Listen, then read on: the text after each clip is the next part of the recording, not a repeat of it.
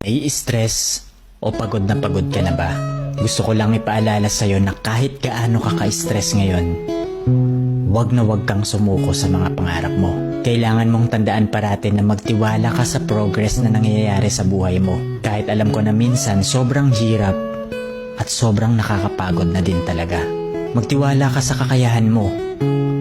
Ang dami mo nang nalagpasan na mga malalaking problema dati. Ngayon ka pa ba susuko? Patuloy ka lang na lumaban. Yung pakiramdam mo ngayon na nahuhuli ka na sa buhay, siguro dahil nakikita mo yung mga kakilala mo o yung mga kaibigan mo, pakonti-konti may na-achieve na sila. Parati mong tandaan na lahat tayo ay may kanya-kanyang timeline sa buhay. Hindi ka nahuhuli at hindi ka rin naman nauuna. Kung nasaan ka man ngayon sa buhay mo, yan ang lesson at experience na kailangan mong pagdaanan ngayon. Lahat tayo ay may sariling kwento sa buhay na makaka-inspire ng ibang tao. Sarili mong kwento yan.